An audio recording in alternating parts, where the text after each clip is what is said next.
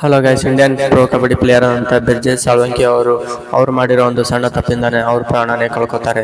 ಅವರು 22ನೇ ವಯಸ್ಸಿಗೆ ಗೋಲ್ಡ್ ಮೆಡಲ್ನ ಪಡ್ಕೊಂಡಿರ್ತಾರೆ ಮತ್ತು ನ್ಯಾಷನಲ್ ಕಬಡ್ಡಿಯಲ್ಲಿ ಆಟ ಆಡ್ತಾ ಇರ್ತಾರೆ. ಅವ್ರು ಮಾಡಿರೋ ಆ ಸಣ್ಣ ತಪ್ಪು ಯಾವುದಂದ್ರೆ, ಅವರು ಹಳ್ಳದಲ್ಲಿ ಬಿದ್ದಿರೋ ಒಂದು ನಾಯಿನ ತೆಗಿಯಕ್ಕೆ ಹೋಗ್ತಾರೆ. ತೆಗೆ ಟೈಮ್ನಲ್ಲಿ ಅವ್ರ ಕೈಗೆ ಗಾಯ ಆಗುತ್ತೆ. ಅವರು ಸಣ್ಣ ಗಾಯ ಆಗಿದೆ, ಏನೂ ಆಗಲ್ಲ ಅಂತ ನೆಗ್ಲಿಜೆನ್ಸಿ ಮಾಡ್ತಾರೆ. ನಂತರ ಅವರು ಕೆಲವು ದಿನಗಳ ನಂತರ ಆ ಜಾಗಕ್ಕೆ ಪೇನಿಂಗ್ ಮತ್ತು ಬರ್ನಿಂಗ್ ಆಗೋಕ್ಕೆ ಸ್ಟಾರ್ಟ್ ಆಗುತ್ತೆ. ಅವ್ರನ್ನ ತಿಳ್ಕೊತಾರೆ, ನಾನು ಕಬಡ್ಡಿ ಟೆಸ್ಟ್ ಆಡ್ತಾ ಇರುವಾಗ ಏನಾದರೂ ಆಗಿರ್ಬೋದು ಅಂತ ತಿಳ್ಕೊಂಡು ಅಷ್ಟೇ ಬಿಡ್ತಾರೆ.